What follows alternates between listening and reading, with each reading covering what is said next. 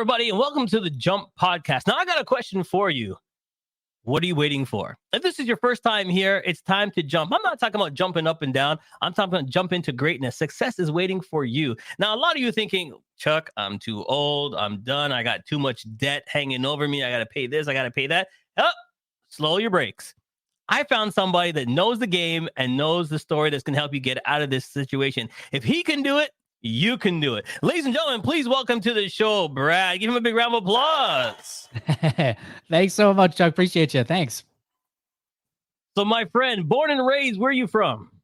I am born and raised in Wisconsin. I still live in Wisconsin. I'm kind of unfortunate this time of year because, believe it or not, yesterday was Halloween and it snowed here. So, I love it. I love it most of the time, but man, it's getting that time of year where it's questionable why I've chosen to stay here. So you had trick or treat and snow in the bags at the same time. Yeah, barely trick or treat. No one wanted to go out in that. It was crazy the amount of snow. Now, luckily, the weather's going to change here in a couple of days, of course, and it'll be a little warmer. But yeah, it's a rude awakening that winter's approaching. There's no question. Well, my main question to everybody is always this: growing up, what was the little man in you wanted to become? Like, I could see, you got that energy, you got that spirit. What was it? Did you want to fly to the moon? Did you want to skyrocket? What did you want to do? Yeah, I always wanted to run my own business. Restaurants always came to mind. Okay. I love food, love cooking. Restaurants always came to mind, but never really explored that area. But when I was a kid, I always loved making money. I always worked. In fact, when I was probably like 10, 11 years old, my parents were nice enough to let me operate and run a little car wash in my driveway. And so for like weeks, we washed so many neighborhood cars. We made hundreds of dollars. And obviously people were really just nice and gave us nice tips and stuff. And, that was kind of my first taste of money. Like, hey, this is cool, right? Running your own business, making some money. And, even in grade school, I became kind of my janitor. I went to a very small private school and I talked them into letting me become like the janitor after school every day. So for like half hour, 45 minutes every day, I'd clean and sweep and mop and do stuff around the school and I get paid for that, and those were kind of the first times where it's like, I really started to enjoy work, making money. And, but I always had this idea of, I just wanted to run my own business. But sadly, as I became an adult, I made a lot of poor financial choices in my early years, late teens, especially through my 20s and early 30s. And I got stuck working for jobs and making just an income just to pay all those bills I had signed up for. And that whole dream or idea of starting my own business started to kind of fizzle away, right? And I just kind of felt like, man, there's just no way I'm ever going to be able to do that. And finally, that was kind of one of the things that really kind of woke me up and said, hey, I need to get my finances under control because I had a good job, had a good boss, had a good situation going, but in my heart, it wasn't what I wanted. And okay, so I needed to do something different. So this is a two-parter to go on what you just asked, because I'm trying to think here. The entrepreneur in you, like who in your family was an entrepreneur, or did you see somebody and go, oh, I want to be an entrepreneur?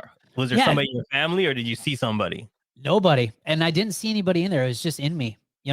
Wasn't a big fan of school. I did okay. See average student. I did enough just to get by, but I wasn't terribly interested in school.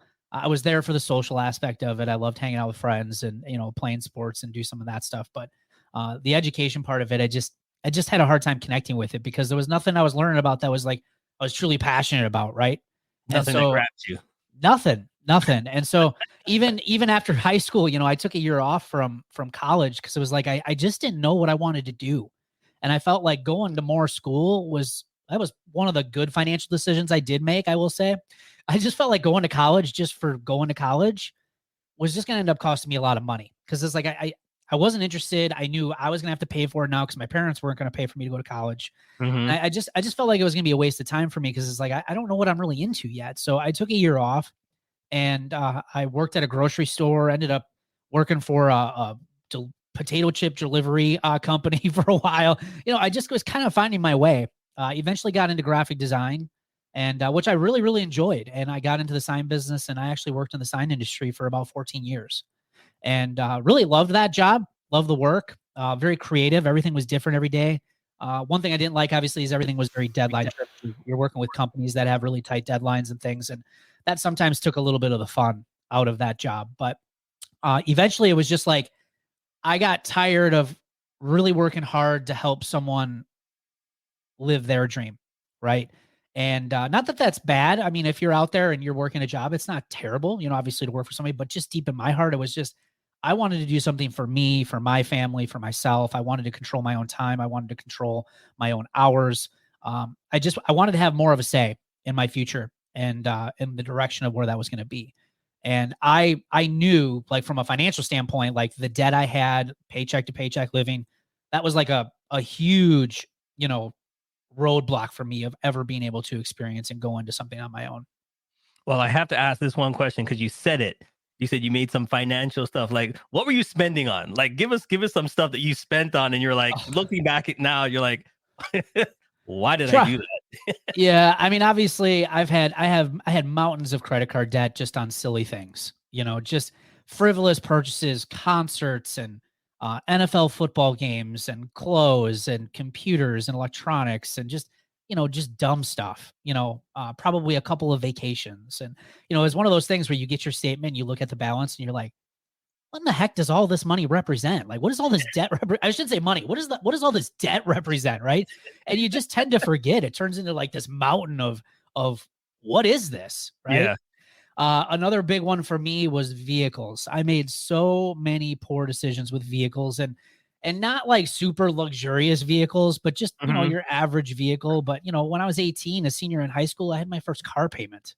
And, I got sick of that car. And then 18 months later, I had to get another car. And I got sick of that car. And 18 months later, I had to get another car. Well, if you know anything about cars, they don't hold their value, at least, you're right. Not compared to what they do today. And, those things are just tanking. Depreciation is a killer. And so I'm just rolling all this negative equity into the next car and the next car. And, before you know it, my payments were just crazy. They're just crazy. And here I am. I just keep doing it. I probably owned, I think I counted it up. It's probably like 13 or 14 vehicles by the time I was 30 years old. No, I mean, this is crazy. So listen, just stupid things. I wouldn't be a guy if I didn't ask you the number one question. Which football game did you go to? Like, come on, we gotta ask. Which football game was it? Oh, lots of Green Bay Packer football. I'm from Wisconsin. Yeah, Lambeau Field is like 2.5 hours from my house. Okay. I lived in the Brett Favre era, so yeah, I went up and watched a lot of great football, a lot of great playoff games. And I don't have a tremendous amount of regret for that debt because it was a really cool experience. Right. I can tell you though, I haven't been to a Packer foot probably in nearly 10 years now. Every guy that listens to my show just went, "Oh, that's okay, debt. That debt was okay." Yeah. It's NFL football. It's Brett Favre. That's right. Okay. That's an okay debt. Right. When did the light bulb come on though? When you went, this is kind of getting expensive. I don't got credit. I don't got this. That's getting kind of high. When did the light bulb come on? Yeah, for me, my first marriage ended in divorce, and a big part of why that marriage didn't work out was money related. There were other things that were involved too, but money and personal finance rank right up there in a relationship with one of the number one causes of fights and arguments. And I just was at a point in my life, I was losing my house to foreclosure. I had bought a brand new house. Neither one of us could afford it because we were getting divorced. And it was during that, 2010 housing, debacle that happened. And we couldn't get rid of the house because it was worth less than what we had bought it for. And, prices were plummeting. We just, we couldn't get out of it. So it's like, well, what do? We just let it go to foreclosure. Eventually we were able to short sale it. But that was a really scary time in my life. That just made me realize and kind of wake up like how much of a house of cards I built in my financial life. And just how like one event like that was kind of like that card falling out the bottom of the house. And now the whole thing's starting to collapse. I had a 2-year-old boy named Noah at the time. And I just, I just kind of felt like, okay, I need to start doing some things different. Because I was stressed all the time, living paycheck to paycheck. I had hardly any money in a savings account. I wasn't investing in retirement. There was the whole idea of wanting to run my own business at some point, and kind of seemed like the older I got, the more kind of a wish that was becoming. And I just got sick and tired of that life. It was just this hamster wheel I just couldn't get off of, just, exhausted. And if anyone's on TikTok or social media right now watching reels or any of those videos, man, there's so many people out there talking about that same feeling that I had, 12, 13, 14 years ago now.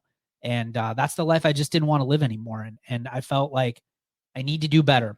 Not by me, but by my son, because I knew that I was doing terrible with this. And if I was doing terrible, like he's going to have me as an example of how to do this stuff. And I just didn't want that for him. I wanted him to at least have a chance to say, hey, look, these are the things that you need to be thinking about as you become an adult, and things that I never was taught.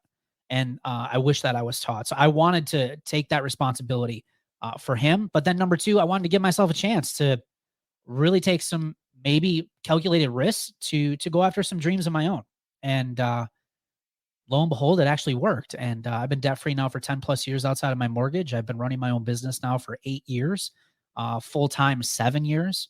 And man, the work that I put in to get out of debt, it's been some of the best work that I've ever done in my life. And it's changed my entire family, my family tree, my future, everything that I've been able to do, the experiences after that. I mean, it's been an incredible ride. All right. So before we get into how you did it and give my viewers some tips and what you've learned from this thing, let's have some fun. Let's go. It's now time for rapid fire. My friend, I'm going to throw some questions at you. You got 2 minutes on the clock to answer the questions. But here's the fun thing about it. You get to choose your own questions. A, B, C, or D, my friend. Oh, boy. Let's go with C. All right. 2 minutes starts on the clock. Now, you can elaborate on the questions, but remember, we got to get through the questions in 2 minutes. The first question starts when I ask you the first question. The timer starts now. What is the best compliment you've ever gotten? The best compliment. Okay, physical quality, I've got good calves. That's the first thing that came to my mind. We're gonna go with that one. All right. What is the best part of your morning?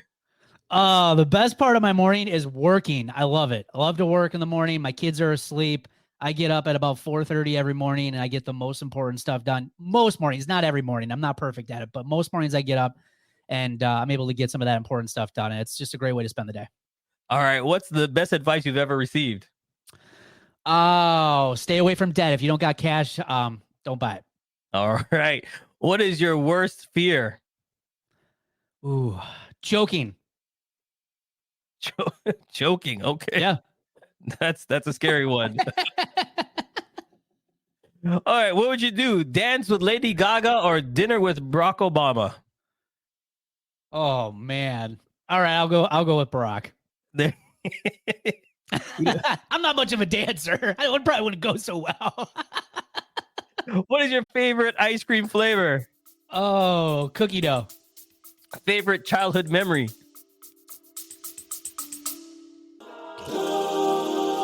Stay with us. We'll be right back. We are happy to support Charles. Welcome to Immigrant Women in Business, where cultures collide and dreams thrive. At IWB, we connect diverse backgrounds, foster leadership, and drive economic growth. Our members break barriers, build bridges, and create success stories.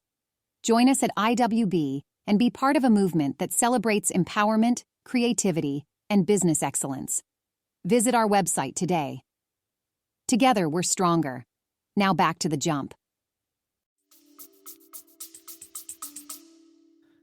Oh, I would say any Christmas morning from the time I was probably, 4 or 5 all the way up till 12 or 13 when that old magic was still there.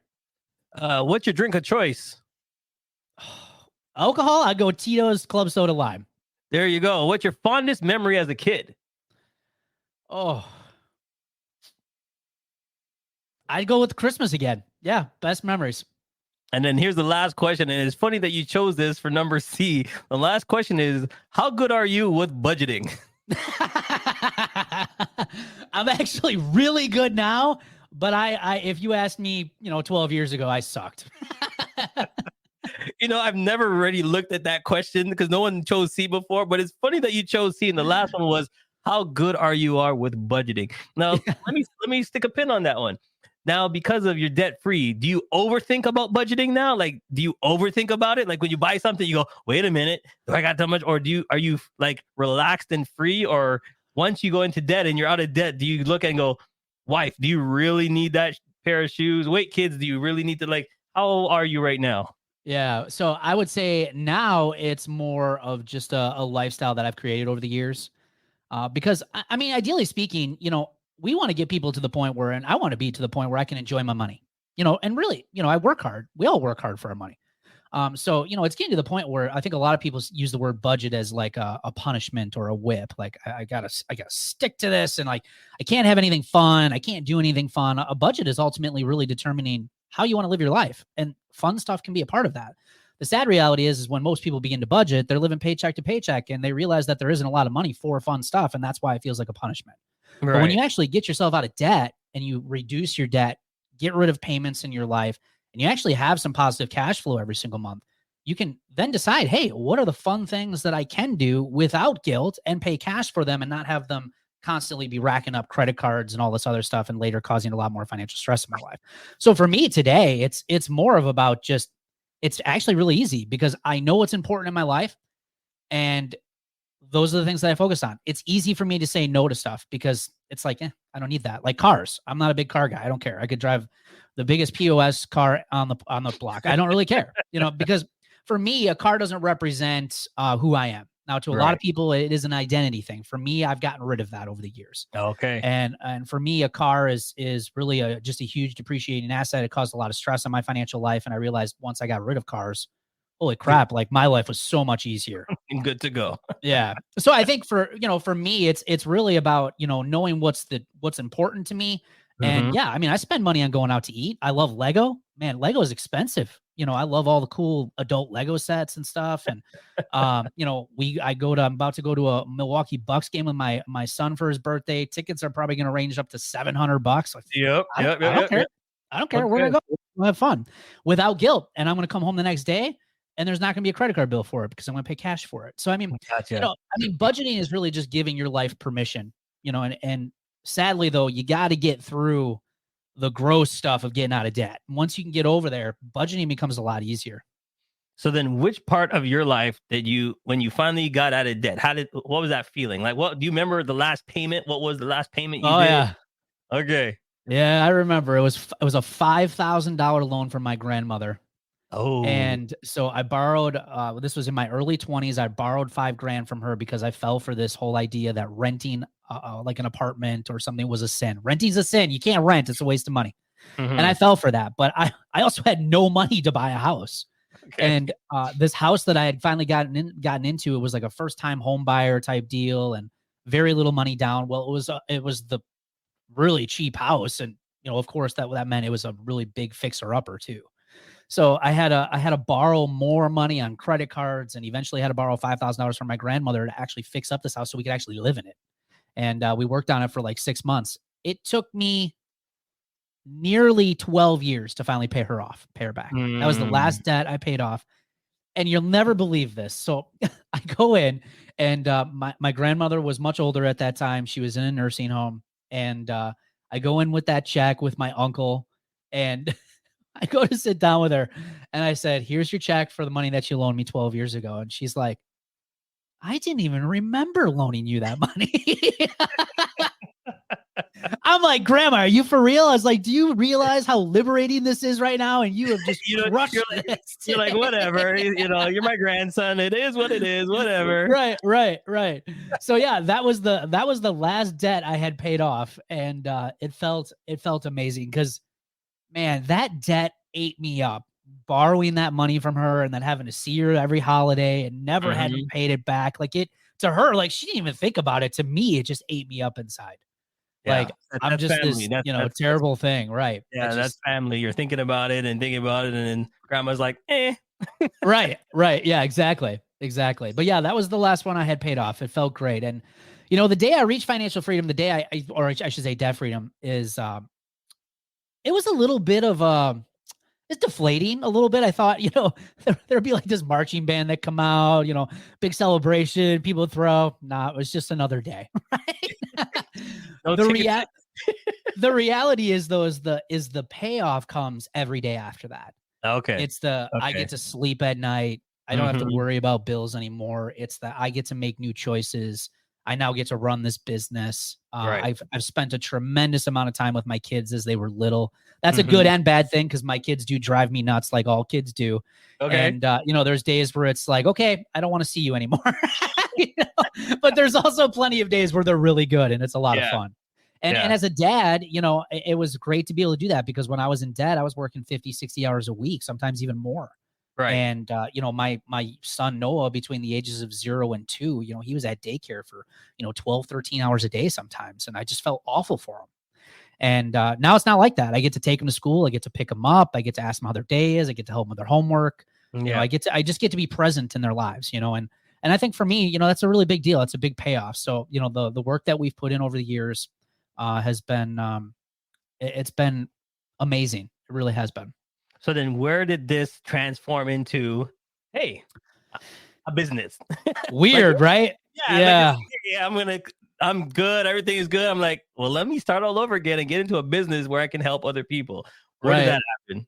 Yeah, so it happened by me just talking about how liberating this process was for me of getting out of debt, and just sharing, like, holy crap, like I feel better. I'm able to concentrate in other areas of my life. I'm working out, I'm eating better. I'm like, it just had like this ripple effect. And I just started sharing what I was doing with other people, and they started coming out of the woodwork and kind of asking me for help. Money is a very taboo topic. We're all very quick to celebrate our purchases and the vacations and stuff that we go on, or the latest thing on TikTok that we bought, or whatever, right? But when you look at statistics, nearly 7 out of 10 people are living paycheck to paycheck. That means we're all just 1 or 2 paychecks away from hurting really bad, right? And so, a lot of people just started reaching out and asking for help, saying, hey, I'm struggling with credit cards, or, me and my spouse are having a hard time with money and getting along with money. Like, you guys seem to like look like you got it figured out now. What were you doing? And so I just kind of started helping people on the side, and for free. It wasn't even charging money. And then people started actually doing some of this stuff, and they started sharing the results with me, and they started saying like, hey, this has been life-changing for me. And that felt really good. It was like a really fulfilling feeling. And I started to have this idea of, I really like doing this. I like showing people, I like giving people hope. I like, and I'm just a normal guy. Most of these years I've made less than 6 figures. I live in a normal house, drive normal cars. Most people would have no clue what it is that I do unless they see me on a podcast or doing stuff like this. And, it was just cool to be able to give other normal people hope that, hey, you don't have to do like what popular society is doing. You can do it a different way. Yeah, it's going to be challenging. It's going to be a little different, but I can tell you what, man, you're going to sleep at night. You're going to have money in your bank, and life's going to be a hell of a lot easier than it is right now. And I got this idea like, hey, let's start this business. I started doing one-on-one coaching. And then I got tired of one-on-one coaching because I was having the same conversations over and over again with people. And I said, hey, yeah, I was having the same things, because all of us have a lot of the same background, same stories, same challenges. And I was like, well, how can we do this on a bigger scale? And so I opened up a membership site, was able to offer it at a much cheaper option. And now we've helped tens of thousands of people all over the world. We have members from all over the world now in our membership, saving and paying off tens of millions of dollars. I'm just some, average Joe guy here. It's just crazy. And we opened up that membership site 7 years ago. I've done speaking tours all over the United States and Canada now. We've got our own podcast that's got nearly 200 episodes on it now.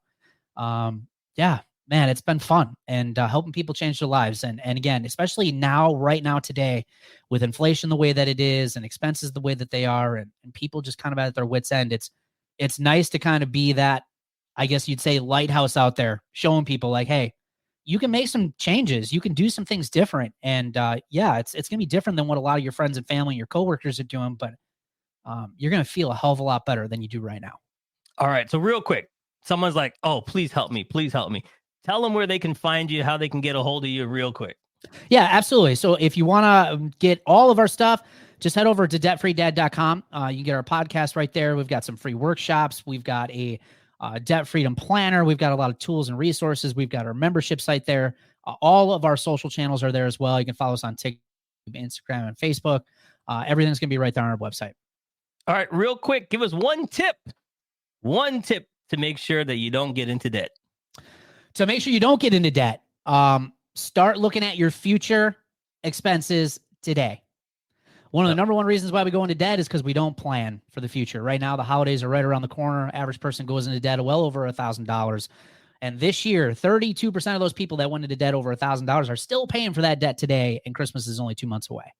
So I would say. So in other words, what you're saying is don't buy your wife that Christmas gift. No, I didn't say that. I didn't say that.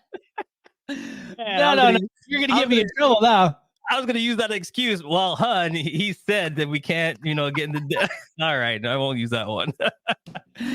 Right. But you will realize, though, like a less material type Christmas is actually not all that bad. And not that bad at all.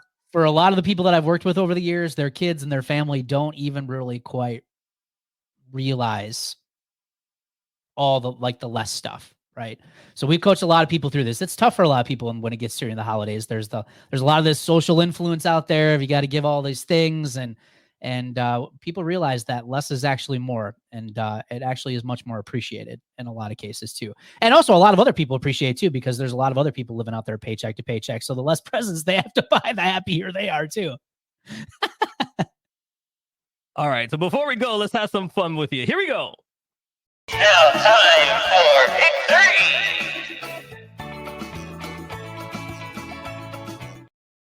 It's now time for Pick 3. You're going to ask yourself your last 3 questions before we let you go, my friend. So give me 3 numbers between 1 and 10. 3 numbers between 1 and 10. All right. 2, 7, and I will go with 10. 2, I think you give me some different numbers than anybody else I've ever asked for before. Like, I don't even know what 10 is. I got to look at my sheets now for these questions. Okay. All right. Number 2. What 5 people would you? Oh, okay. What 5 people would you bring with you on a desert island? Oh, 5 people. Only 5. Man, this is tough. This is a tough question. Man, okay, I'll bring you. No, just kidding. There you go. See, we're good. All right. All right, we'll bring you. I'd bring Darren Hardy. Ever heard of Darren Hardy? Awesome self-development guy. I'd probably bring Jimmy Fallon because he cracks me up. Man, who else would I bring? I can't even think of 2 other people. There you go. All right. 5 people, that's tough. You got to bring that down to like 2 or 3. When your wife listens to this episode, she's going to ask you a one question, right? He said you. He said you. Okay, there you go. Number 7, give us a book or a course that really helps you out in your situation. Okay, I'll go back to the one I just said I'd take to the island is Darren Hardy. I would say his book called The Compound Effect.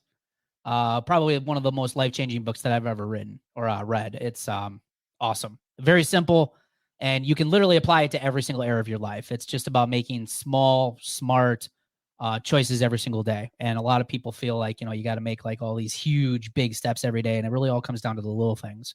And that book right there, it's huge. And it's honestly how I got myself out of debt. You start small, and before you know it, one small step turns into big steps. So. All right. Tell everybody the book one more time. The Compound Effect by Darren Hardy.